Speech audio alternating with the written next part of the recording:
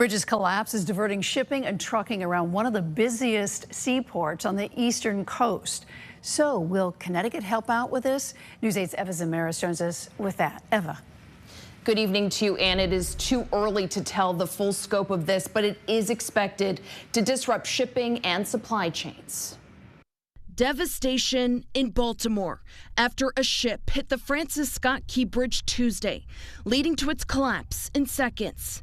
Now, ship traffic entering and leaving the port of Baltimore has been suspended indefinitely, and cargo and commuter traffic has been snarled. It's really hard to see what happens, obviously being from Baltimore, as you know, and then hearts go out and everything that's happened. The impact of this is expected to be far-reaching, especially when it comes to the supply chain.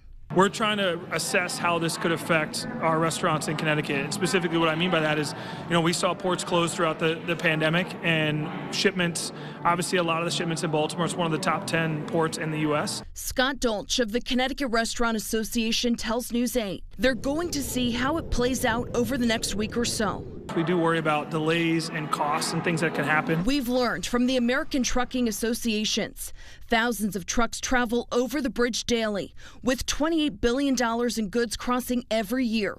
In a statement to News 8, the president of the Motor Transport Association of Connecticut says it is too early to assess the full impact this will have on our supply chain and transportation of goods here in Connecticut. But we do know this has and will slow delivery of goods for the foreseeable future.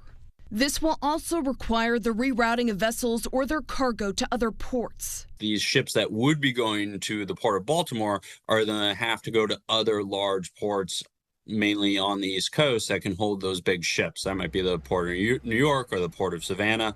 And then the ships that would be going to those ports, Port of New York, that are smaller, might then waterfall down to the Port of New Haven or the Port of New London. We asked Governor Ned Lamont about this on Wednesday. Some of the smaller container ships, they'll definitely be able to come to New Haven and to New London. We'll see how it sorts out. The governor added when asked about possible supply chain issues, he says it won't be like it was at the height of COVID. Eva Zamaris, News 8. Thank you.